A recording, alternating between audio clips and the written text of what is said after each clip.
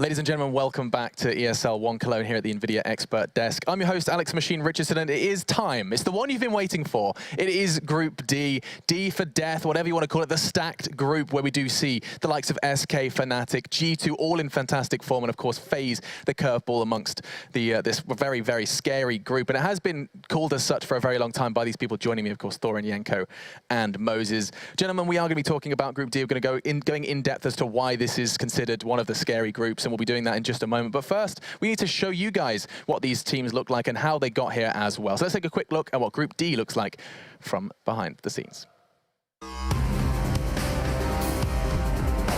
With 3 major titles under their belt, Fnatic have cemented themselves as one of the top CSGO teams of all time. Fnatic took home first place at Intel Extreme Masters Katowice in March, and with the return of their star player Olofmeister, they're looking again a favorite here entering ESL 1 Cologne. SK Gaming, previously known as Luminosity, are the reigning major champions after a dominating performance at MLG Columbus earlier this year. Led by Fallen, the Brazilians exploded onto the scene last year and have emerged as one of the most tactical and skilled teams in Counter-Strike Go.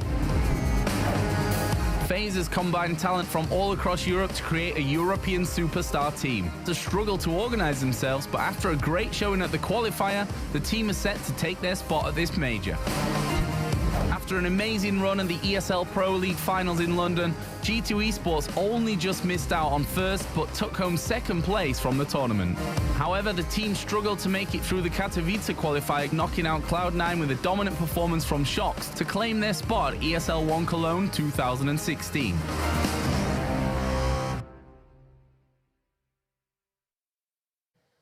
With all of that said and done, it's a question of where do we start? I actually just posed that to the group and Yanko responded with at the beginning. Where is the beginning of this group? Do we start with Fnatic, 3-time world champions, and just trying to cover on their story and why they're coming into this? I like that. Yeah? Okay, let's do that. In fact, Jason, we'll start with you. These guys, you'd think, they've won the major 3 times. They have, what's wrong? Have I upset someone? No, continue. Talk about Fnatic, there you go.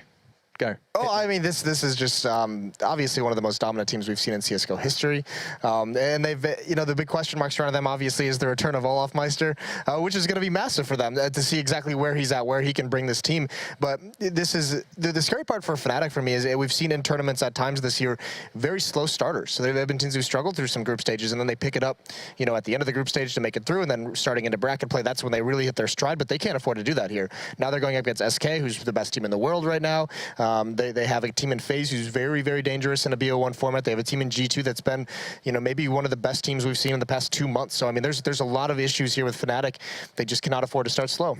And, I mean, you mentioned their opponents. Let's go there next. World champions SK, of course, ex-Luminosity. SK is playing against G2, but, okay, SK's in the group. Yeah.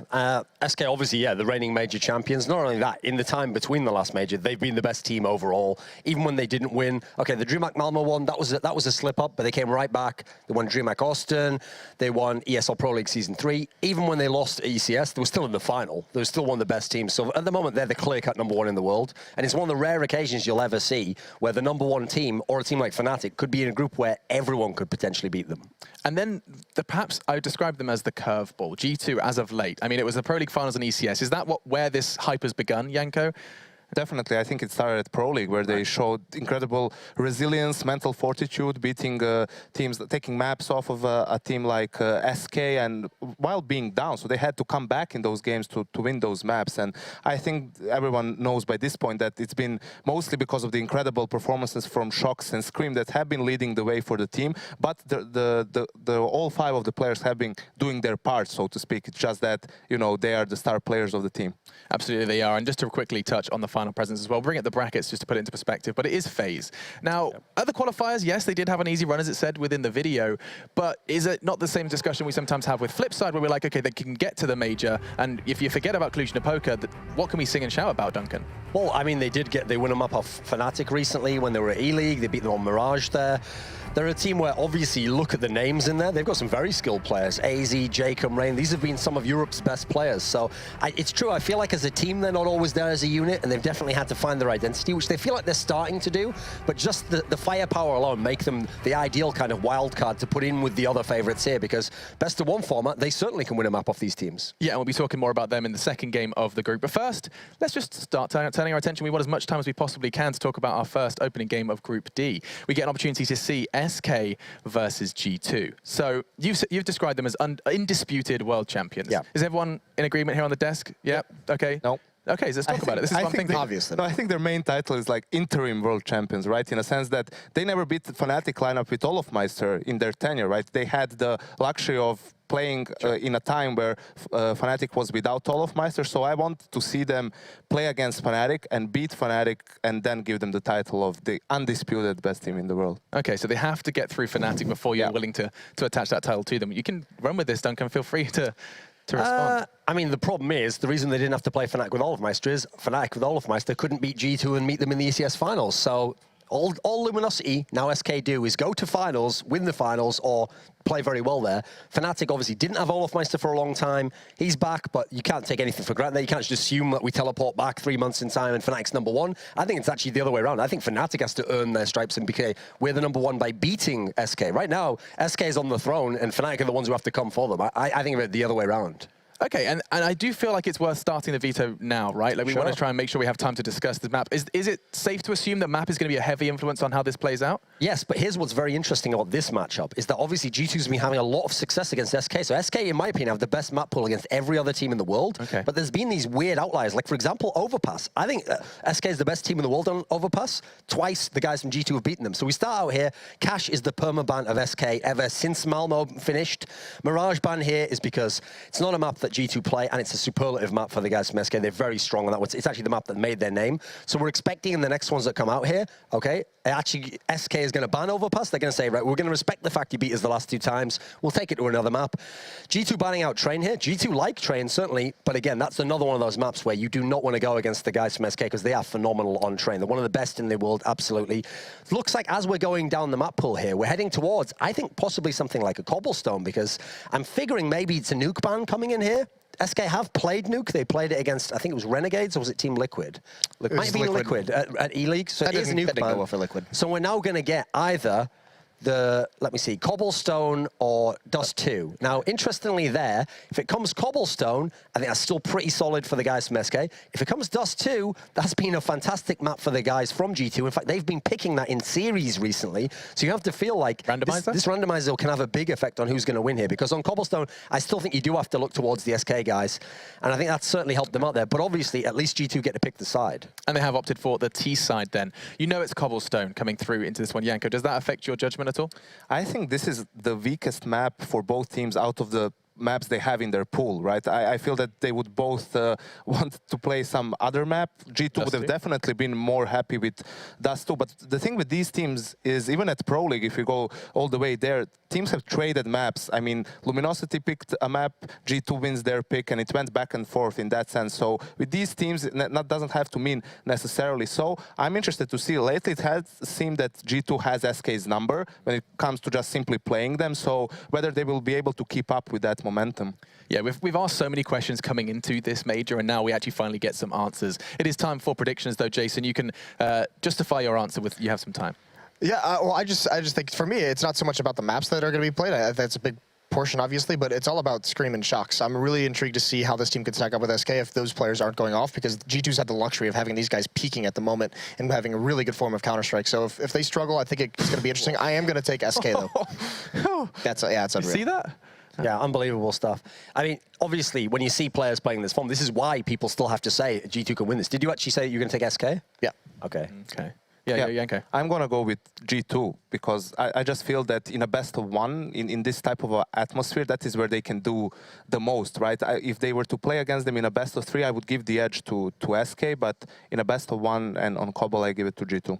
Okay, so one apiece. You're going to be the determining factor. I'm actually going to go for SK, and the reason why is if it had come Dust 2, the way that Vita went, actually I probably would have gone for G2. I think G2, that's one of the few maps that they have an edge over the guys from formerly Luminosity, now SK. But I'm going to say on Cobble, I still think this is a map that's joining the God tier status for the SK guys. So I think they're going to get this map, and they kind of dodged a bullet by it not being Dust 2. Yeah, this is going to be awesome. So we have a split desk. There is at least one man believing in either side. And now it is time to begin. Just like last time. It is the start of Group D, and it is going to be SK versus G2. This is crazy. We get to see if G2 can follow the hype of ECS fresh out of Wembley, or if SK can take a big step towards retaining that major champion title. Your casters for this one are the CS Cuties. It's Henry G and Sadakis to take you through it.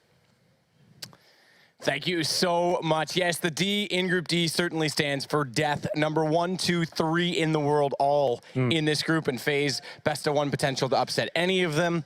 All 3 teams coming into this have had success. Obviously, Fnatic kind of getting their feet going again with Olaf. Didn't quite have so much to speak for in terms of results at ECS finals last week, but they've had a lot of time to boot camp. Both other teams have done the same. And we kick things off as well with, I'd say this is the hot match of the day. I think it goes without saying, well, the number 1 and 2 team in the world, that's kind of nuts, Matt. Obviously, that's the way the seedings have worked it all out, but it's really exciting. I think, obviously, for the tournament as a whole, it's just a shame we're going to lose one of these top 3 teams, but at the same time, we get to kick day 1 off in a really exciting fashion. This could be your grand final potential right here. This first game of Group D could potentially be a grand final if it was a different storyline, but still, it's very interesting. It looks like it will be Cobble, and it will be SK Gaming starting on the CT side. The newly formed SK Gaming, I guess, who's been the first event we've really seen them under that flag. I do like the new jerseys. They look great. I saw that earlier. You were commenting. They are. You are a bit of a fashionista, so. Yes. Metrosexual, some would say. It is. I think they look great. I think it's been a lot of controversy over this switch, but now they're here, and this will be the first chance they get to represent them, and it's going to be a tough task. G2, starting out on the T side. Cobblestone as well. It's decent for both sides. I think it's, again, I do agree with the desk. Better than the opportunity to go on Dust 2 for SK, especially against G2. Absolutely. Well, we're getting into this one now. It's going to be G2 actually going for that long A control. The bomb's actually waiting towards middle, though, so they're just going to be clearing out towards danger here. But there's Fur. He's waiting for them. He gets a double headshot as well. Lovely stuff to open the things up, and he's not done just quite yet as he makes his way back towards the connector, but RPK will take him down. Yeah, an awkward exchange as he has to get the reload done. It's now FNX inside of the CT side of middle, so didn't push through with Fur. He's going to try and wait this out right now, still get the information, but the bomb in the hands of RPK has joining Shox over at B. And Coldzera, with time gone by, is going to make his way into that stairwell, that new position on this map. First time we'll see it in a major. We've seen it a few times over the last few weeks, though, and timings don't change, but it can pay dividends later on, especially in post plants for the T side. But right now, again, 57 seconds, fast exchange early on. They'll slow this down on the G2 side. Yeah, that was G2 trying to get some long A control there. What was different, though, they actually made so much noise. You could see Fur heard everything from that danger position at that point. A lot of teams will stack towards B, and Fur hearing all those footsteps coming towards that. It's kind of a strange approach from G2, I have to say, to go that fast in that sort of attempt, but it's going to be the 40-second mark here. Objective of this one, just try and plant the bomb. They have been spotted there, and the smoke comes in towards connector, so the CTs are going to be aware this is probably their final move as they make their advancement to the bomb site. Flash over, catches RPK, but no one able to peek on top of it. Instead, it's Fallen to take down Shox. It's just RPK that remains, and it's SK that will pull the first blood. You can hear how much it means to them behind us, Matt. Obviously, this is a huge game in the context of the tournament, and G2, like I said, a little bit of a misplay from them. No one really checking and making a ton of noise. Fur cleans up, he gets the first 2 frags. He does go down, but at that point, they gathered so much information and affected the numbers so heavily. We'll see whether G2 will be forced back into this one. I assume they will be, considering they didn't get the bomb down. It's quite standard to get the Tech 9s, Desert Eagles, body armor. That's exactly what they've gone for here. Shox, he's only got the P250, but he has got a smoke as well. So, like I said, objective here, first and foremost, get the bomb down. Still a possibility to win these rounds when you have the firepower, like Scream and Shox behind those weapons. And Fur's going to get overwhelmed here. Again, Danger has the position to get all of the information. Exactly that, though. He's alone, and no one pursuing. They try and wrap around behind him from long, but he's gotten away from this, and a nade out. That's going to do good damage. Body goes down. Scream's weakened by it.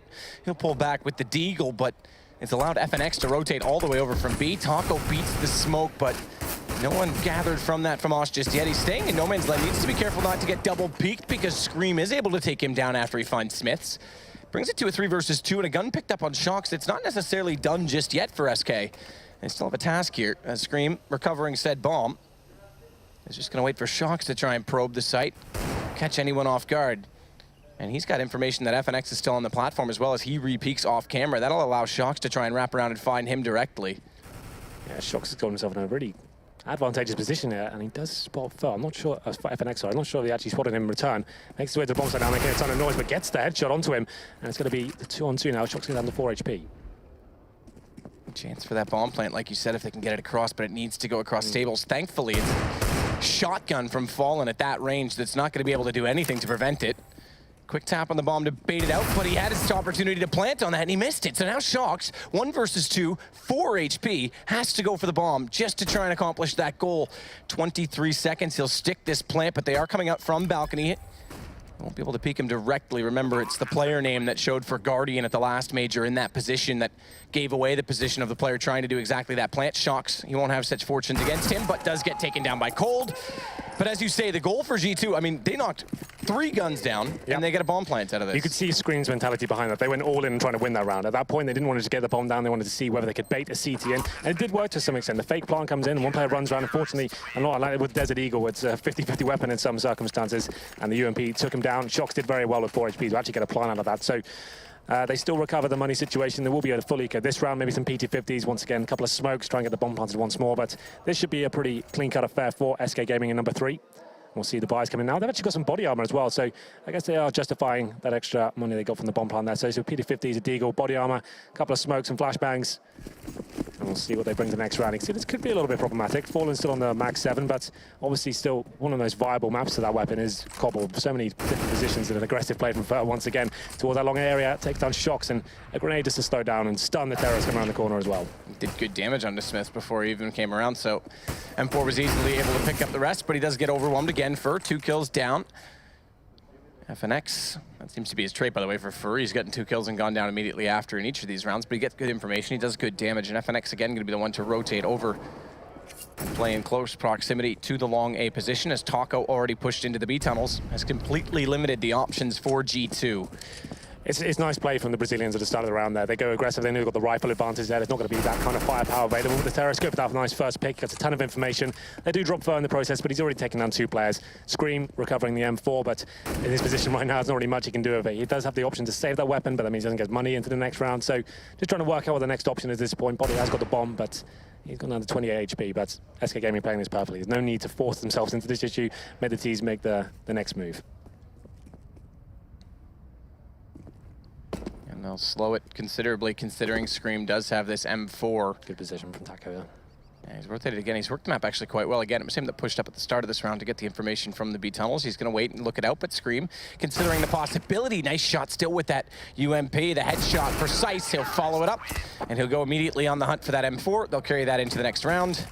And he gets an upgrade for it. 4 stay alive. They start to build the bank up slightly. Remember, they did lose 3 in the second round, so that could have cost them early on. And it's Cold that's grabbed the AWP. Seems to be the one to want to hold it as well. He's not going to drop that over to Fallen. We saw that actually a lot of DCS, believe it or not. Like Goldzera, especially on when they just got the single orb set up, he's more than happy to wield that weapon. Fallen with that max 7 towards that broken wall area, drop down. There's many different options, so that's absolutely fine. We'll see where Goldzera decides to go. He normally goes towards the B site. And normally towards Chicken Coop as well. That can be a lot of position people struggle with, but he seems to be landing shots and being able to negate the terrorists left, right, and center most of the time. Let's see what G2 brings to the party here. 5 AKs. Scream limited of his utility. Actually got nothing left after the initial process, and Smoke's coming in towards the upper platform now. Slow push from Body into the smoke. They've double smoked that, so we can actually get quite a, in fact, triple smoked. As the CTs drop in a flash, he can push all the way out to the archway. Won't be able to clear the stairwell from there. Remember, use of Molotov, very important, but Body just goes into the site, and despite getting one, he's taken immediately back by Fallen. Meanwhile, though, with all this smoke and all this activity, the bomb's in the hands of Smiths right now, and it's already approaching onto the A site with Scream and RPK. And Fer, he's fallen in toward the stables, but it's such a vulnerable position to play from. It's so easily to wall him down in this angle. Walks back out. Smiths finds him. Late rotation, but does Taco do the trick? Does. Manages to pick up Scream and Shox. Into Coldzera for the trade. Follow up again for G2 means they've got the man advantage. They've got the bomb site, and Taco needs to try and fall back into this. Can't do it. Fallen now with a shotgun. Long range. RPK finds 2. That's just showing you one of the key strengths of G2 at the moment. Their mid-round calls, it's not so much the set pieces at the start to working great tactics. They know how to read the game very well. They took away a lot of vision with those smokes towards that upper platform on the start, had a lot of attention towards that side of the map, left Shox there in a decent position as well. His teammates had already got towards middle, like he said, Fer, stuck behind the stables area, couldn't really do much about it, and that's what made G2 such a powerful unit. They have the strong, skilled players as well as Shox, a very experienced player at the helm. So good round from G2 and has actually broken the economy of SK Gaming here. It's not too bad. They will be able to buy up next round, but actually might not be the best buy. They might have to get a double league here, depending on a couple of those players. But still, it's going to be Desert Eagles as we go into round number 5. 3-1. G2 find the first gun round. Smith's going to lead the charge. AWP quick to the corner. Fallen not peeking this, but it's a trap. Smart Molotov forces Fallen to peek, and they flush out Fur. Brilliantly done. Good crossfire set. A Scream followed up as soon as the AWP shot. I'd prefer to see this sort of play on their pistol round. Remember, they just went for the very fast long A take. There's so many more methodical ways you can take that area and just be a lot more clean cut and not give frags away like they did. But this time has to be very successful. Scream goes down to 5 HP, but Shox once again lurking in that connector area. This is perfect for them. His teammates don't need to strike until he gets information. But what a shot from Goldzera. That gives him a chance in this round, considering Scream has 5 HP. Not much of one, but it's something to work with now. Shuts that down in a hurry. You're dead right. It is something to work with. Taco's still not rotated off this B site because they haven't pushed forward into A. He can't afford to do so early, but Smith's taking down FNX. That just leaves Cold on the A site.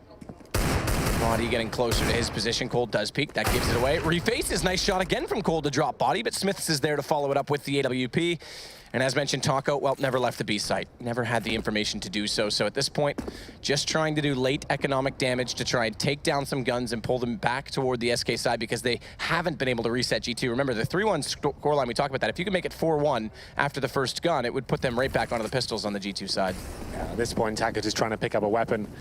Coming through middle. He's actually going to be towards the top by the rocks here, hoping that someone gets a little bit undisciplined and potentially comes and faces him, but he will be going towards long A now, edging his way in. But at this point, G2 just need to stick together. They know they've got low HP players. The objective here, save the AWP, make sure that doesn't go down. That'll be a huge detriment to them going forward. Smith's finding 3 kills, so like I said, nice play towards long A, sticking together. You saw how methodical that was. Flashbang goes over, Smith goes to the first pick, Scream's ready for any sort of refrag potential to come around the corner. Very nice stuff. Body and Shox do go down, but Shox, you can't really take anything away from that. That's just an amazing shot from Goldzera. RPK, I guess one of the best performances I've seen from an ECS, you remember. Like, everyone talks about Shox and Scream right now, but I think RPK, he really is in great form right now. He's been key to their success, to be fair. I think he's been up there with the score charts and making sure he plays great fundamental CS. Has been very good to watch. Oh, that's the part of it. It's fundamental. It's not flashy, hence why he doesn't necessarily get all the attention. But he's the rock right now in this team, in my opinion. He's the one that's consistent. They do need Shox and Scream to be explosive and to step up. Yes, there's no doubting that. But they also need that piece of the puzzle that's just consistent and an anchor, and he's been that in so many cases. A wise old head. When things start going wrong, he knows what he has to do to get one frag in return or and to revenge his teammates. But we're going to round number 6 here. It's going to be an AWP on either team, and Taco's struggling slightly. Like I said, I thought one player would be. He'll be down to the UMP, not necessarily a huge disadvantage. That can be like a mini rifle in many ways. It's becoming entering into the meta more and more these days. But nothing too significant coming out from G2 at the start of the round. They'll just be holding up in the default. The bomb is towards middle. And he's actually fallen with the AWP this time. So Goldzera handed the roll over to him, and he'll be towards long A. And that's been a heavy area of contention for G2. So that's a pretty good call, I think. He can get the first frag, fall back to the bomb site, but Smith's lying and waiting, seeing if there would be any aggression now. Scream checks off the bills again, this time not with use of Molotovs, so had to go for the peak, but they do flash Fallen all the way back in the A site. A lot of early aggression on this A side of the map so far from G2. And this actually is still, even if they don't elect to go this way every single time, just because of the pressure they put on it early, it's going to make the defense have to play in more passive positions inside these A sites. They can't go for the 4-1 stack. They have to leave Fallen closer to Fur in this case. And as soon as they do, as soon as that smoke comes out, FNX, Coldzera, they start to lead off. Guess what? Bomb boat goes back to B. So they're playing the map very well so far on this T side. Well, they've bled out the CTs pretty well nicely as well. You can see there's only flashbangs remaining for them. No smokes or incendiaries. It's come down to Taco. Probably a decent position for him. Luckily, RPK has got a Molotov, in fact. So that could be a danger, but time is running out. Body's going to be the first player to come in. Flashes do. And we'll see whether this works out as Taco does the pop flash to the right and goes for the initial damage here. Takes down Scream, taking Swift down to low HP as well. Decent damage. 2 have gotten inside of the site, down the alleyway. Still can't find Taco, low HP, but Smith hits it with the Deagle. And now Shox inside the window at drop, just needs to cut off the rotations. Not going to stick around so as to lose the battle and bring this back to a 3-on-3 because bombs down, sites in control, and already SK. They don't even fancy their chances. No kits, AWP in play. They want to hold it for the next round. That key was so crucial. That kill was so crucial, sorry. The fact that Smith's come down the corner, Desert Eagle, 24 HP. UMP, one bullet would have taken him down, and he manages to land it, and caused the surrender for SK Gaming. They had to fall back here. They do keep 3 weapons alive here, so it will be 3-3. I think this is the right call at this point. B bomb site is very difficult to retake, especially if you don't have the smoke grenade or incendiary to flush into the terrorist out. They just need to hold the crossfires towards Chicken Coop, towards upper platform, and they'll be absolutely fine in our respective. 4 players do survive for the French side. FNX, Fallen will be saving that AWP as well, sticking together towards long A. Strong arms area. It's very unlikely the terrorists can come and do anything about that, so the AWP will stay alive at this point. But a successful round for G2, like you said, getting that default at the start of the round, hunting out information, seeing if there's any aggression going on there. They get some control towards long A, fall back towards B, and there's just nothing left for the CTs to actually hold on with. Round number 7. We'll see the rebuy coming for SK here. Once again, the UMP and the FAMAS, though, still struggling slightly, but the utility's stronger. They have got incendiaries, they've got smokes across the board this time. Fallen, I felt like he needs to step up, though. He needs to go for that, maybe that first aggressive pick and get some information. We see a lot of teams, obviously, that new steps area on Cbble. That means you do have a lot more opportunity to go for those initial picks. We say that the Molotov can lock it out, but it's still timing's everything, right? You can go for that first pick and at least get some information. This time, he will be towards danger. And typically speaking, even if the Molotov does go out, there is time to retreat. Of course. Unless it's a very, very fast peek to follow up. The nook in beside the bottom of the stairwell over toward that big wooden door, the closed wooden door, is very easy to hide beside as well. So 3-3, guns back out based on the save for SK, but still a very fragile economy on their side, and not a lot of kills really stacking up in their favor means there's almost a buy in hand already on this terrorist side. So it's becoming a desperate half so far early on for SK just to try and maintain their advantage, if you want to call it that, in this particular game so far. Yeah, this is a big round for them. They obviously will be on an eco after this. I mean, $2,900 coming into their account after a full buy, but this time it will be G2 once again working the long area, and they've got middle as well. They've used that smoke towards the door to actually take the vision away from the CTs. Further, been very strong in that position. Needs to be up against RPK. They still have plenty of smokes and flashes here. May not be necessarily committing. There's the first flash and third, like I said, being very good. Only gets one this time. RPK comes with the refrag. There's good fundamentals working out once again.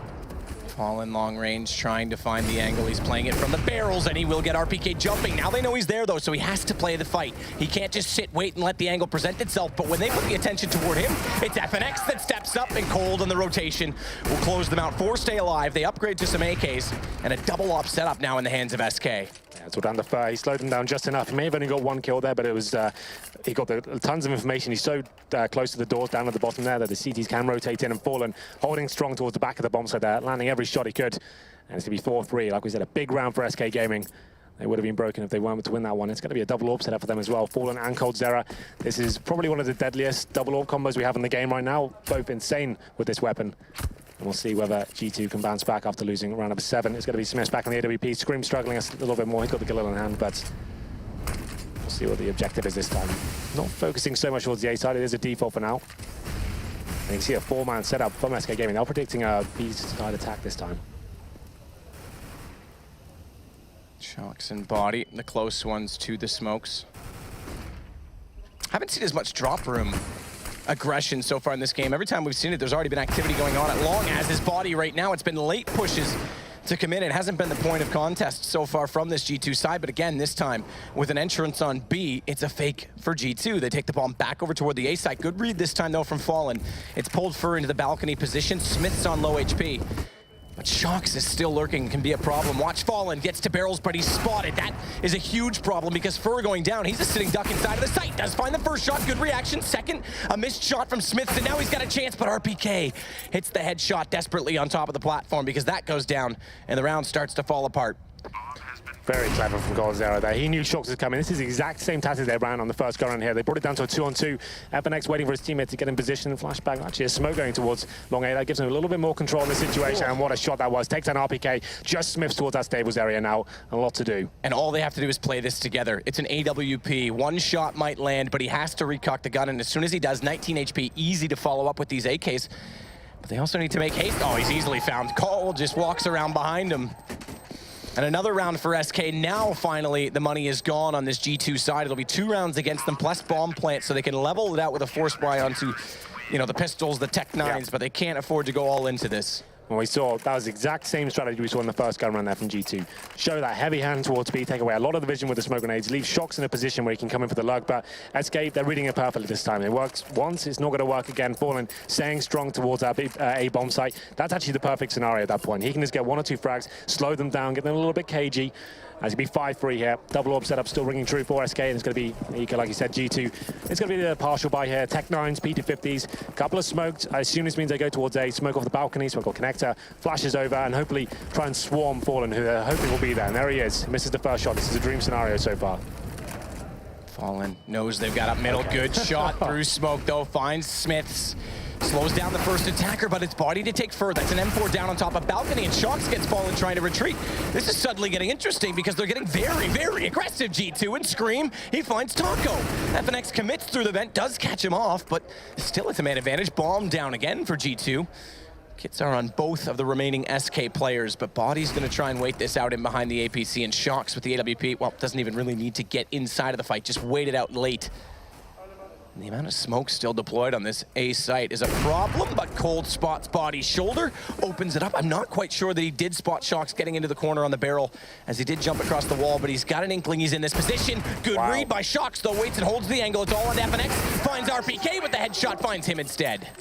Very nice call there from G2. We knew it was a partial buy, but you could see when they were very assertive of what they were doing. Like I said, they needed Fallen to miss that first shot. That happened, and they kind of stifled him towards long A. He hits one shot through the flashbang as well. Very nice stuff, but they locked him down. And as soon as they get their smokes down, the retake's so difficult with that. So the problem with the double orb setup on Cobble. I'm not a fan of it myself. I've always said I think it's the weakest map to run a double orb setup on. Even when you have Gold Zero and Fallen, I think with the retake coming in, you've got some of the tightest choke points to come out there. The mid door, the connector, and both sides of the map towards A and B. It's very difficult to retake bomb sites with those weapons, so it's going to damage them in that round. It's going to be 5-4. G2 bounce back with the partial buy, and it's going to be SK Gaming now with similar sort of vibe, but no armor for them. Desert Eagles and a P250. Cold Zero has got the kit though, so he's got a feeling he can do something with this. Again, they'll run this same play. So there's the Molotov, flush out the bales. AWP waits to hold the secondary peak, and then Scream goes around the corner. We saw them do that on the first gun to great success. No one there this time to be on the receiving end of it. It's Deagles up for SK. P250 in the case of Fur, one kit on Cold. What's interesting as well, normally when you just have the Desert Eagles, you go for an all-in sort of play. Maybe you go 4 players towards long A or towards that stack towards middle. You see VP doing that snake formation. It's actually quite a standard setup from SK at the moment. Just 2 towards the upper platform, 1 in connector, 2 towards A. Nothing too special. They're just kind of relying they can hit those 1 digs, but G2 know they've broken the money of SK, but there's such deadly players on the other side. You need to be very careful, treat it like a gun round, smoke off everything, just gain map control, get that real estate in your favor, and then operate together on towards the bomb site. Okay, well, what's going to be eventually the first Molotov. Remember, a second one can be used on stairs, but they've already spotted Cold. Taco, he's got to fight the flames. He'll burn alive, but gets his shot to start things off, and Cold overcommits at the end of it. No escape plan, and RPK, well, 3 kills for him in the end as they walk into the site, and G2 brings this right back to 5. Henry, as a player, you've been in situations where it's back and forth like this. How do you really start? Obviously, money's one thing, but when it's this close, how do you really start to chip away at the other team? It's very difficult at this point, especially the CTs. You're just clutching at straws every single round, right? When you're on the CT side of Cobble, if you're not winning consecutive rounds in a row, like it's a very back and forth affair, you actually favor this towards the terrorists right now. Even if they lose one round, they normally have enough to rebuy into this one. At this point, I'd say SK, if they do lose this round, this will be the one breaking them. So they need to be very careful going forward. Maybe take a pause at that point, discuss what's going on. The double orb setup hasn't been working out for them, but they have had some good reads, and they are cottoning on to what G2 are doing. We'll see how this round goes. There's another difficult buy for them, the UMP and the FAMAS. That's exactly what I'm talking about here.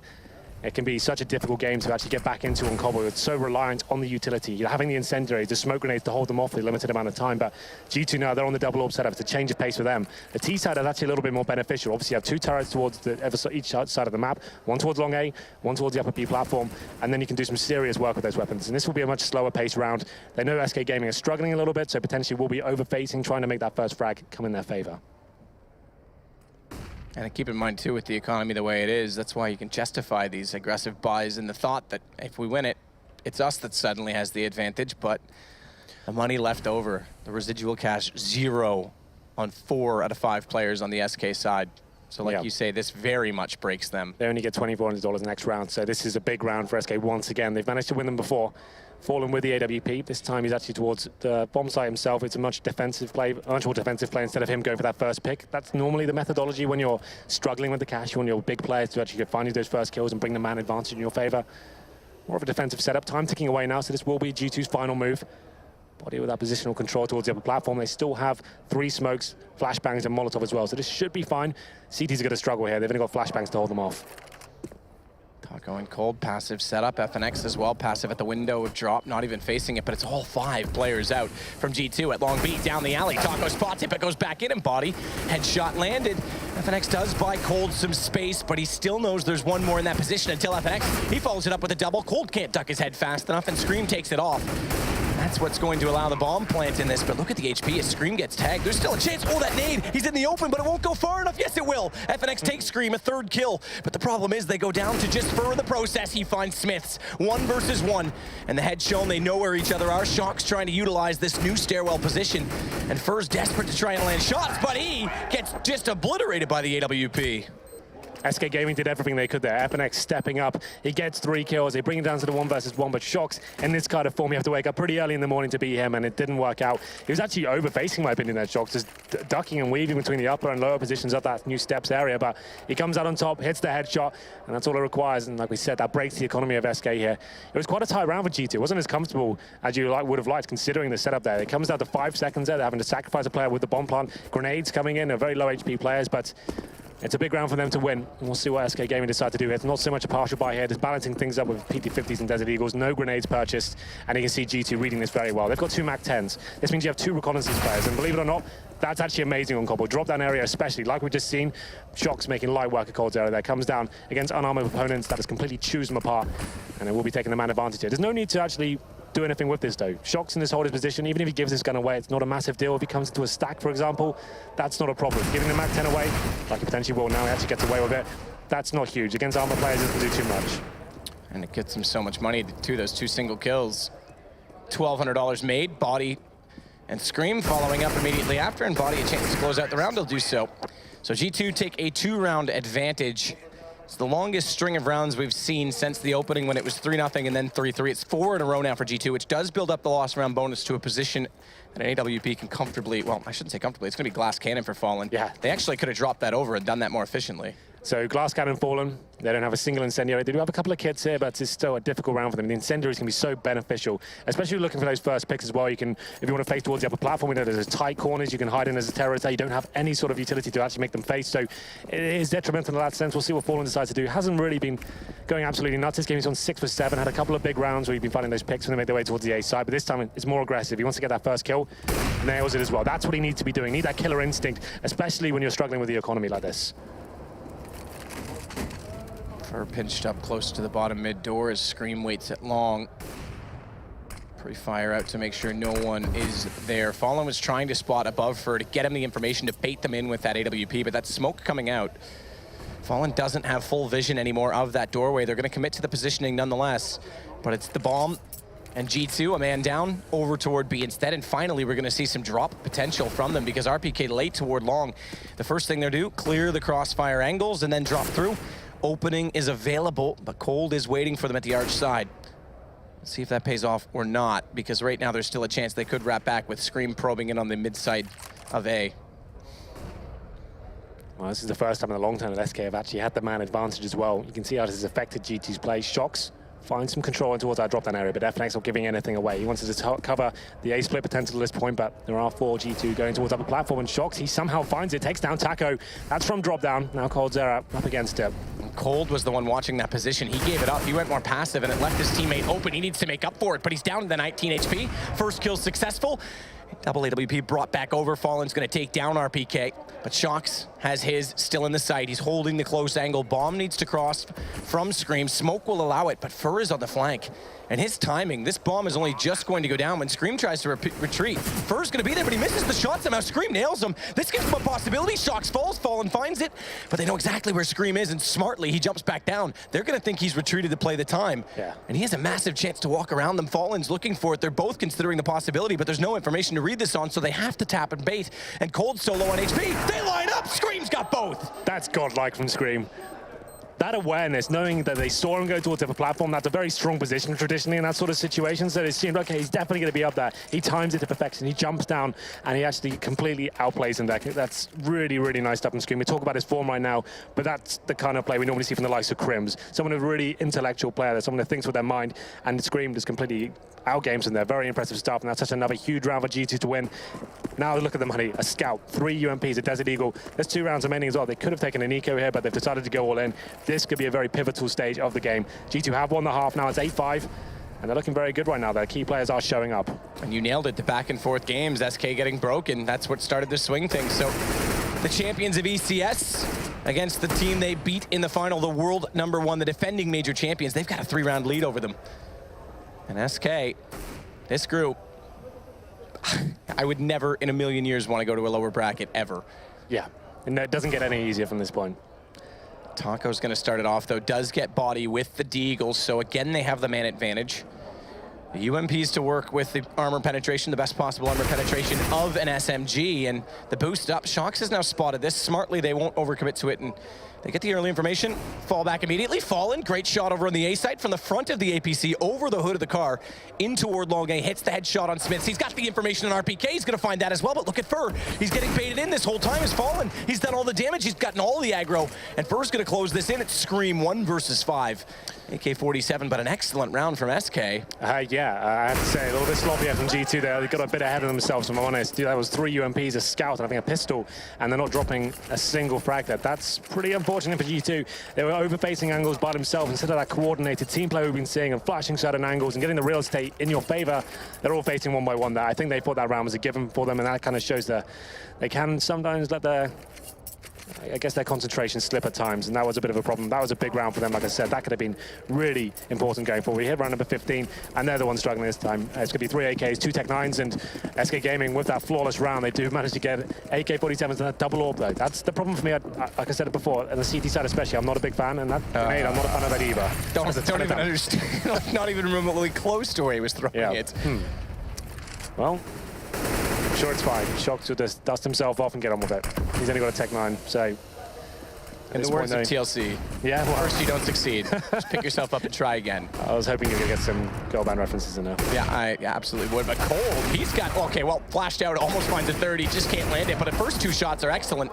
It's going to slow them considerably on this entrance to the A site, or rather, excuse me, the B site.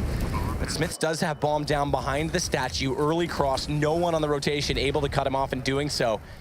And they have to sit just a moment and get the position squared up, make sure the timing is on for this retake, as it's Fur, Fallen, and Taco against Scream and Smiths.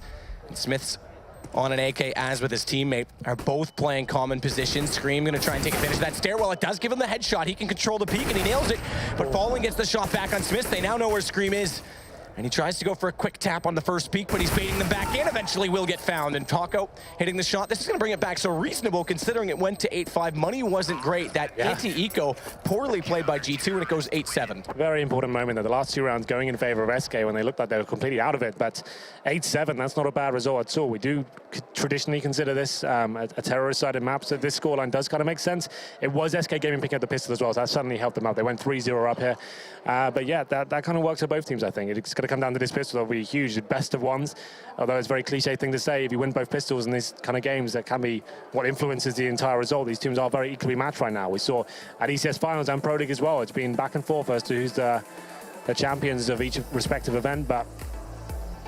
Well, we'll take a moment at halftime, get ready for the second, and it's going to be close as the first. Deadly Group D. We'll be right back.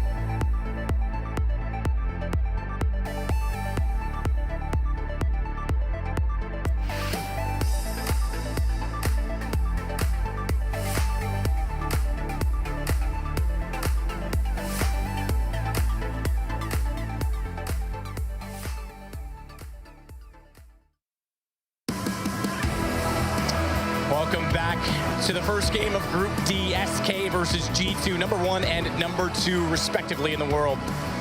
Last week, it was number 2 that beat number 1. This time, it's them with the lead again. 8-7, though. It's just a fraction of a lead. And we do hit the second half of a very even map as well. Yeah, we've had some really exciting moments here, some force buy wins, some massive clutches, and I think this one's going to get better and better. What a matchup to kick things off in Group D.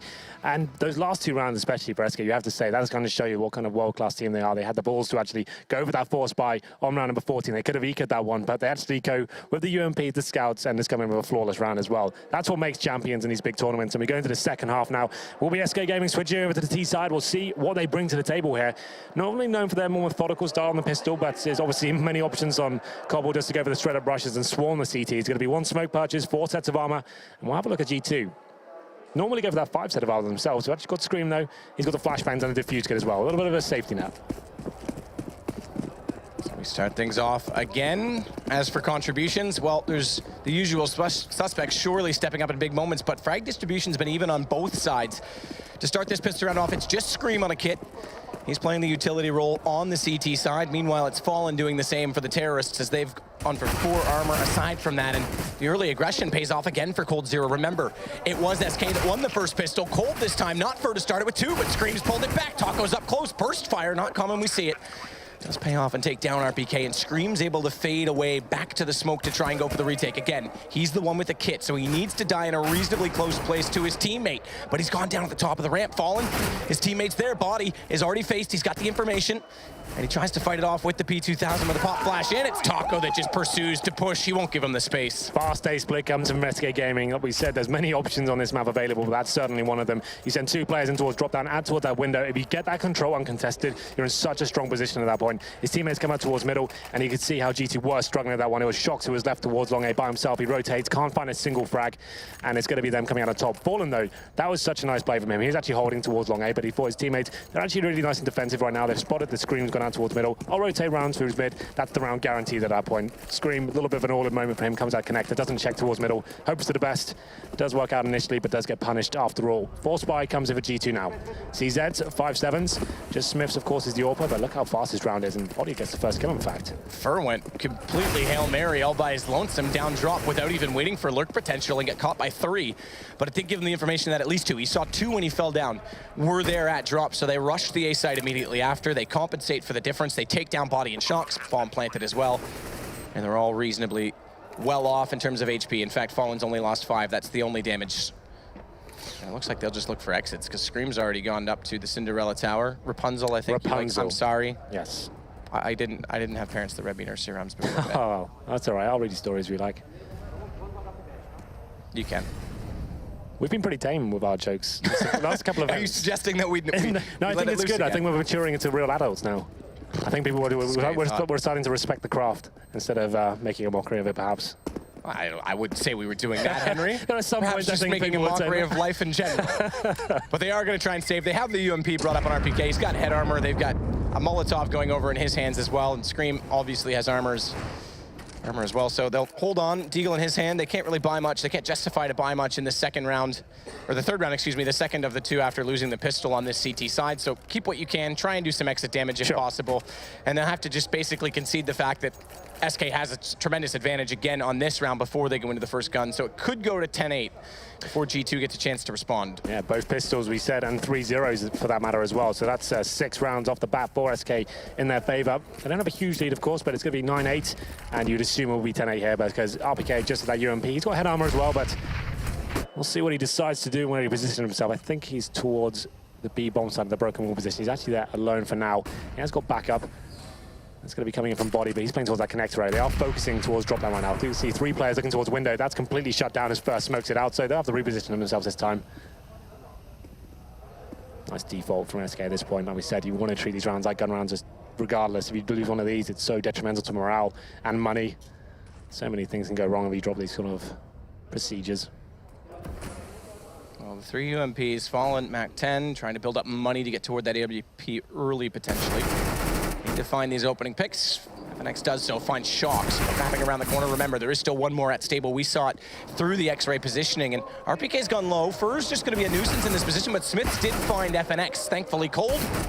2 to the response, and tap away if he can. Oh, okay, well, use whatever he can. Nade as well, just do the damage on this Smiths. I don't think he's gonna be the one to get the kill. It's Taco instead with the AK-47, but 4 stay alive.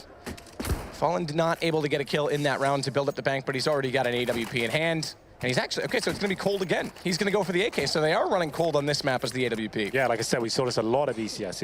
It's kind of strange. We talk about Fallen being the world's best AWP player, and that partnership they have with the duo AWP it's fine, it's very valuable, but we never say coldzera is the best AWPer in the team, but that seems like the kind of mentality they're going with going forward. But it will be 10-8. CTs after that second round force buy are feeling the burn a little bit here. No kits, lacking utility. You can see there's only gonna be 3 smokes remaining after the initial exchange, and Smiths has got the AWP, but not really much else to go with it.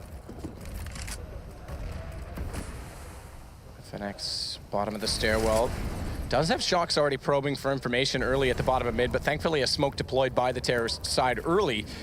I mean, Shocks can't afford to push through blindly and get caught off by anyone in courtyard. So as he falls back, this actually has a bit of an impact on the round, because if he could push all the way through and pincer them in toward the tunnels, there's no options for SK, but just that single smoke, he goes back to A. The options there if it's needed, and FNX will anchor that as the rest of SK try to find the picks onto the B site. Double smoke out, allows Taco to clear out toward the stairwell, flash over as well, and he can actually look, toward tree, scream, shoulder not showing. He has the angle covered, but he's looked, there, gun barrel, definitely saw it that time, and gets the headshot. Well played from Taco, good patience and good use of utility to put him in that position to find the pick. At this point, they know the CTs after that second round force buy are going to be struggling. They don't need to do too much here. This is almost a bonus round as well. You can see First got the UMP in hand. They're trying to build bankroll here. Don't give anything away. Wait for that CT reaction to come in. It's a very difficult map to do that on Cbble, but it's going to come in regardless. This body trying to get that frag back. He actually lands it on Taco as well. So 4 and 4. That's exactly what they needed. And what's the response here from SK?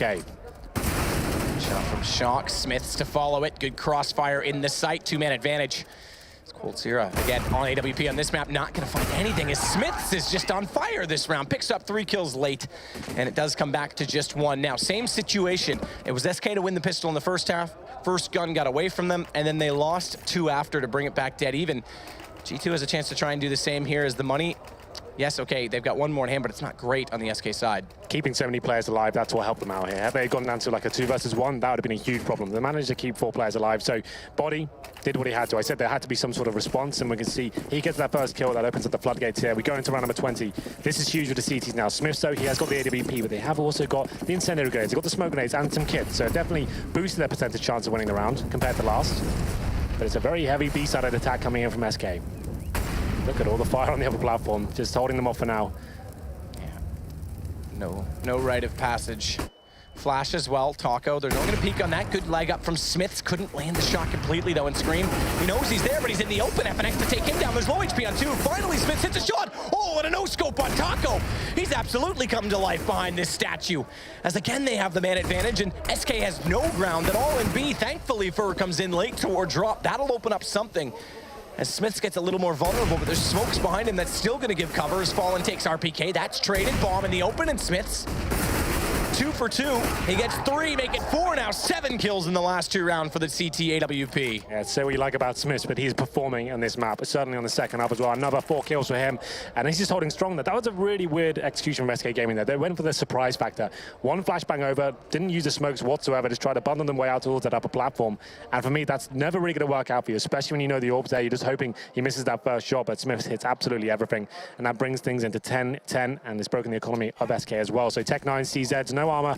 1 smoke in the hands of Fallen. He's also got a flashbang, but that means it's normally smoking towards connector, trying to force you out towards middle. Maybe an A split, considering that FNX is towards drop down as well, but Shocked, this is perfect for him. MP9, unarmored players should just chew them apart here, and they know it as well. They're not even going to go through that second place.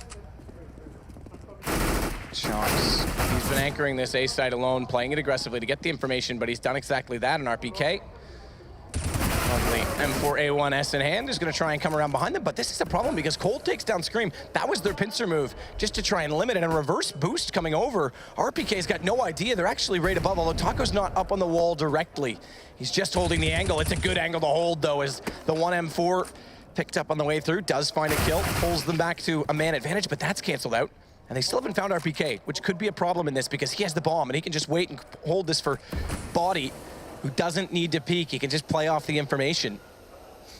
And coldzera's going hunting as well.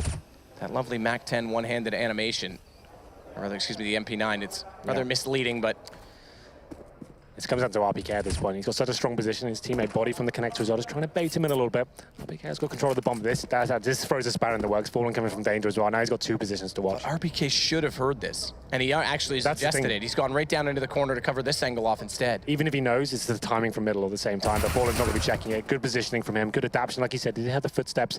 25 seconds remaining, and an MP9. I don't see it happening, but that suddenly helps Body. What are you playing at? You know where the bomb is. There's no need to be in the open. And RPK's given up a lot of room here. He's actually going to give up the plant rather than playing this. It was an M4 versus an MP9. It's not like the distance game favored coldzera. 10 seconds, he'll easily get toward the site. Knows he's out toward mid, so goes for the safest possible plant. But the range game's still a factor in this. And Cold, he's electing, perhaps assuming that RPK is closer to stay on this site. He doesn't have a chance to try and escape, to try and catch him off, but he does spot him coming up the ramp, knows he's over to the right. Flash didn't spot the trajectory of it, but again, still with that information, jumps up and RPK still gets the angle, gets the shot. And 3 kills for him saves the round for G2. Yeah, questionable decision there from Body. You always want to make sure in these 2v1 situations, especially at such a pivotal point in the game. It's 10-10, you're up against an eco, you don't want to throw this one away. You're up against an MP9 player and you're facing him by yourself out in the open from connector. You've got nowhere to fall back to if he finds you. It's a very strange decision, but RPK, like we said, a wise old head. And it's going to be G2 taking the round just about, I have to say, but that certainly affects their profits going forward. They're going to be fully reinvesting to try, and they're going for the double AWP setup themselves this time, which we said before, something I'm not necessarily a fan of. A lot of teams do run it these days. SK Gaming, their money is absolutely fine after taking it down to the 1v1 and getting the bomb planted as well. So 11-10, 3 rounds in a row for G2, bouncing back after losing both pistols. Number 22 comes in. We'll see what the approach is this time. coldzera once more on the AWP. Shocks, aggressive, flash in, can't go for the fast fountain peak. coldzera at the AWP on the opposite side, playing it B, waits, and Smith jumps directly into him, gifted the kill. So an opening for SK. Molotov off toward Archer's stairwell. It's kind of in between, to be fair, so Scream could play still in this position and won't be cleared. He actually recovers the AWP, perhaps just trying to hold that out of play. He's going to bring that down, so it's at least at his feet. He can at least cover it off as he uses the M4 instead in case they got close. Doesn't have a support system really in play because RPK and Body are both doubling up on drop right now, so Scream's effectively alone inside of B, at least at that corridor. Well, at this point, once again, Terrorists have the advantage, waiting for the reaction to come in the CTC. Scream was flirting the idea of the AWP. He actually does manage to pick it back up once again, facing towards that upper platform. With Fur chimes in, takes down Body. It's now a 5-on-3. And it's when he just executes towards the B side. Hope Scream doesn't completely mow them down. He's in a decent position to do so. As the Molotov comes in as well, this frag to be huge. If he can get Taco here, there's a chance. RPK likes to go away from drop. It's the right call because they need the help out at long. It's low HP on 2 as he tags up 1, but Taco, he's got the kill on his Scream before RPK can put him down, and FNX getting the trade. It's now 4 versus 2 with the HP. 2 for Fur, 8 for Cold. Excuse me, it's 4 versus 1. Shox is the last alive. But it is an AWP he's going to be desperate to hold on to, and this looks like it's going to go 11-11. Fallen gets caught, and at 11-11, Henry, what do we do? We watch CS and marvel at the spectacle. These two top teams. Never give that one to me, will you? No, never. You make a wish. You make a wish. But yes, we can do what you said as well. Well, then that was down to Smith. He's obviously in the zone right now. He has the AWP in his hand. He wants to mix things up, and I don't mind that at all. He went for that aggressive face, and you have to admire the AWPers that have the confidence to do that against the likes of coldzera and Fallen. He gets taken down, but it's the right approach, I think. Mixing things up and trying to go for the first pick is definitely a viable option there. Doesn't work out from this time. Gives him the first pick, and at that point, it just fell apart for G2 at that stage, but this has been a very back and forth affair. Shox saves the AWP. That's important. The money's not fantastic here, but I've discussed this many times before, Matt, especially on a map like Cobble, which is not so open as other maps. You can actually use that AWP at the start of the round, go towards the middle, get the first pick, go towards long A, upper platform. There's many different options here, and a player, not necessarily like Smiths, but someone like Guardian or someone like that who can go for those first picks and just open up the round and change his position every single time. They're so scary to play against. Shox knows that, and we'll see what he decides to bring to the table here. I think he's going towards middle. Yeah, he is. So he does that smoke at the start, and we can just go to his screen. He smokes over the middle. He can look over and look at that first pick. That's exactly what he wants here, but Fallen's too smart for that, I'm afraid. He is quite smart, isn't he? He is. Does seem like an intelligent gentleman. He's definitely proved his worth with that regard in CS. So one-man advantage, double up, set up T side right now. With Deagles, a P250 for RPK. And off left on Smiths. It's the B site right now.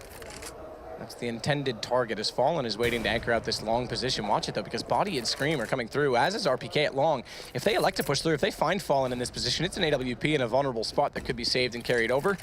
Thankfully, Fallen has given up on that, as they do have the B site. He's well aware of the fact that they, not in B, are very likely hunting at A or trying to save somewhere over in that position. At this point, it's just the operation is to save the AWP, take it to the next round. The money still isn't going to be fantastic. They get, what, $1,900 next round, so this is a double eco situation. But once again, they get a second bite of the cherry with that AWP, so they can save that. Smith's control, well, it was Shox this time that tried against Fallen, but Smith's, he's picked it up. Maybe he'll say, well, find his keepers, I'll be taking this next round. And it's going to be the double orb setup for SK working this time. Obviously not really much to play against. Only one kill was required to win this round. Take that towards A, then move back towards B, plant the bomb. No one there. Round over. We'll see Smiths now holding onto this weapon. A little, if you look on the mini-map right now, there's lots of players surrounding him, making sure that no one can get to him. So one of the rare rounds where 9 out of the 10 players stay alive, and it's conceded by G2 to SK, so it'll go 12-11. They bounce back on this. Money, well, not really a thing on the G2 side right now. So again, that save very important to keep that AWP just in play. They'll force up again pistols around it. They can afford to do that, as they will hit 3 rounds here against them. So that's why actually keeping 9 players alive at that last round, keeping the upgraded pistols, not to expend more money into this one, means they have a stronger buy when they come into round number 25. So that's actually a really nice call from G2. It's difficult to swallow sometimes because it's actually like, okay, I've got this deal, I want to try and see if I can upgrade it, but it's actually very beneficial going into this round. We'll see what Smiths decides to do. As I speculated before, he had kept the weapon, has been very good towards his B site. Going for the first pick, as expected. Oh, okay, Body had a chance there. I think he spotted the player, didn't fire, didn't pull the trigger. He had the crosshair placement accurate, actually extremely accurate as well, as I watched it from his perspective, but hesitant, timid perhaps, didn't want to give that away, but he knows Fallen is, or rather someone is, above at the drop position. Fallen's going to find RPK, and Body's attention is divided because he's considering the possibility that they will come in from the long approach at B. And that's exactly what Taco hopes to achieve. Takes down Scream, Body gets dropped by Fur, late come from drop. And it's just Shox left inside of the site. Headshot found, but not taken from Taco. It's Cold instead with the AWP. It's 3 rounds to go for SK. Guns up this round, though, for G2. Yeah, considerable lead now for SK as well, 13-11. And we'll see what kind of buy they can get. Shox is struggling a little bit, so Smiths as well. If they wanted to get an AWP, they're going to have to kind of spread the wealth around a little bit, Matthew. So maybe Body can drop the AWP, and they can see whether that's an option. You can see them still considering it. Smiths has got in glass cannon, though. Okay. CT side glass cannon, I can understand the point. They're trying to hold an angle and play it, but this is so desperate for them. It depends on the position you're playing. So you're playing like something like Chicken Coop, and you have a lot of wall bang potential as well. It makes you very vulnerable towards the back, especially with positions where Molotovs are dropped as well. It doesn't give you as much time to retreat. So we'll see what he can decide to do here. It's definitely a big play. He's been great when he's holding the bomb site like he is right now. Just staying behind that fountain area, going for the first picks. The aggressive stuff hasn't worked out too well for him, but let's see what he decides to do as we go into round number 25. Double AWP setup still for SK Gaming here. Very default round for them. You can see Cold Zero with that AWP towards top and middle. Waiting to see if anyone will face. There's actually 2 players waiting for him on the other side. It's going to be, I think it's Shoxy. Yeah, he's backed up as well. So yeah, the double position out at long. Okay. Yeah, it's a flash drawn right now from Shox to try and get RPK back around that corner, but they're actually coming in through middle.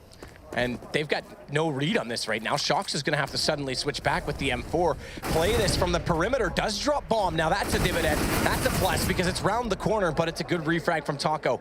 What they don't know is that he didn't go for it. He didn't go for it immediately. What they don't know is RPK's there. They give him a chance again to drop the bomb down. And now they've bought so much time. Smart play from Taco. Body jumps in a bit carelessly. Again. Perhaps not anticipating that they're in this position, but Scream, he'll make up for it with 1 quick kill. It's 3 versus 2 in favor of G2. Yeah, absolutely. Bomb still to be planted here. Cold Zero is in a difficult position, but somehow takes down Scream. Are the Flames going to touch him? I think he gets away with it. And now the round will start to slip away. Just going to be Smiths remaining now. He's towards the top and middle, but so much control gathered for SK Gaming. There it is, the final kill.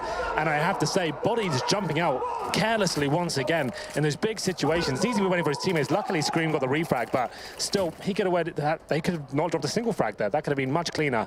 And you can see how much this means to them now. It's 14-11, Matt. 1 round away from match point here for SK, and the money is not great for G2. They've got $3,200 average across the board. They're not going to take a pause. They're just going to go, you know what? We know what we're doing here. Scouts, Pharmacists, Max 7s. It's not pretty, but it can work. SK already proved that. Well, and you can hear the cheers after that round because it's so significant. They know the money situation, and that match point does loom. It's only 2 to go for SK, the Brazilians, formerly Luminosity, for those of you who haven't kept up with the news between majors. Playing in their first tournament under the new organization. Attention on to drop this time from Fur and Fallen. They check all angles. They'll send Fallen in first. Fur just making sure they won't push through, having heard him drop down. It's Body that they'll confront first. But again, it's shotguns. And these shotguns in these angles and these positions can be so deadly. Body's got a chance here to potentially pick up 2 if they don't do this right. If they don't either use utility or get a perfect peek against him. Good flashbang, but he's into the corner. He'll have his vision back. They don't pursue on this. They're waiting right now. The intention is to control long as well so they can divide the attention and distract G2 inside of the site. So far hasn't worked. Smoke out behind. They've spot Body's shoulder. He can't land the first shot. Does get the second, but Fallen does execute correctly, and they take him down. It's up to Taco and Cole to try and find Scream, and Smith says that's the only 2 that remain as the last line of defense inside of the B site. Yeah, this could be in now for G2. Need to have someone step up in this position. FNX, though, get some information as to where Scream is. 30 seconds remaining. They will be going towards the B side, surely, as Taco does find Smiths as well. 5 on 3, and he gets 2. That's a lovely shot towards Scream, wasn't it? Now it's RPK. It will be match point going in favor of the Brazilian side. RPK knows he needs to make something happen here. Is he going to try and pick up another weapon here? Probably try and exit with the AK, but it's out of reach for now. And I would say out of reach for good, because already Fur is on that approach at that doorway. Fallen wrapping around that bottom middle. He won't allow him to escape from that mid connector. Although he is low on HP, only 9, so RPK could still win that duel. Yeah, this is certainly worth the hunt though for SK. They've got a ton of cash here. They don't want to break the economy of LPK, of G2, sorry. Make sure they've got nothing going into that final round here. So they're willing to sacrifice some players. They are feeding him frags essentially. It looks a little bit sloppy right now, but that's what they wanted. Take him down, and it's going to mean G2 go into the final round. They are a maximum loss bonus, so they get $3,400 per player, but still, that is not enough for a full buy. That means you get scouts, Famuses, Mag 7s once again, and we'll see what they decide to do. You can see 1 M4 so far. That's in the hands of RPK. He's boosted, obviously, those last 3 kills. He gets $900 after that round, so that's actually helped him out, believe it or not. But Mag 7 in the hands of Scream, Body, Mag 7 as well. 1 round will do it for SK. 4 in a row required for G2 now. Up against the ropes. That's just to take it to overtime as well. Smoke out on door early from Shox again, but not with the AWP this time. Can't go for the peak you spoke about, Henry, earlier on. He's limited to just the FAMAS as they've forced in Smiths on a scout, and Fallen and Fur once again going to approach the drop room, but this time Fallen holds for a counter boost, and then a smoke comes out. So they'll buy a little bit of space so far on this G2 side, but it's early in the round, and really, if you want to look at that from SK's perspective, well, they've actually just bled out a bit of utility from them. Yeah, at this point, take it nice and slow for SK, run the defaults, see what's actually available to the CTs at this point, and use as much, expend as much utility as you possibly can. Smoke's coming in now. You can see Fur anticipating the boost coming in once again. That's enough to actually stop them doing it at this point, but there are 4 CTs towards the B side. Smiths with that scout as well. Obviously not as strong as an AWP, but if he can inflict some damage, that's enough to give him a chance in this one. So 2 smokes now used at drop.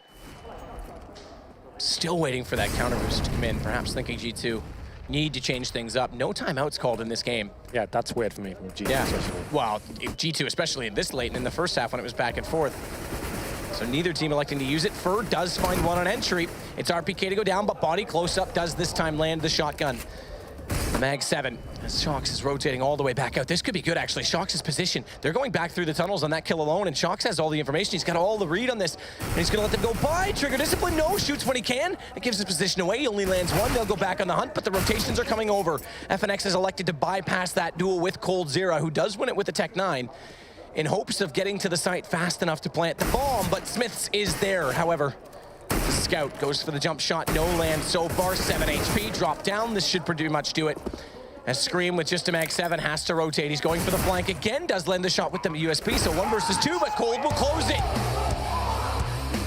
And it's SK, the first tournament, the first game in the New Jerseys that will strike revenge against G2, who beat them a week ago. And send them to a date with the Grim Reaper. We don't know yet their opponent, but could be anyone that's still worthy. Absolutely. Really nice performance, especially in the second half from SK. They win 6 rounds in a row on the T side. We speculated before, Matt, about their economy manageable on the CT half. You can see how much G2 was struggling there. Never really got rolling. They lost both pistols in this series, and I said that was going to be a huge factor here. But to be fair, it was still tied up about 10-10. They were doing very well in that first half, winning it as well. But they just couldn't hold on towards the end. Some questionable decisions in the clutches in some of the key rounds as well. Players over-facing and not waiting for their teammates to be with them. I think that's what cost them this game. Lots of clutches, a high-octane performance from both sides, and it was is worthy of this group so far, I think. And G2 in their best form ever as this French lineup coming into a major, looking to break the curse and get out of groups, and they're faced with this one. And now it's either Fnatic or FaZe that they'll play. We'll take a break. We'll find out shortly. Not before a trip to the desk. We'll see you soon.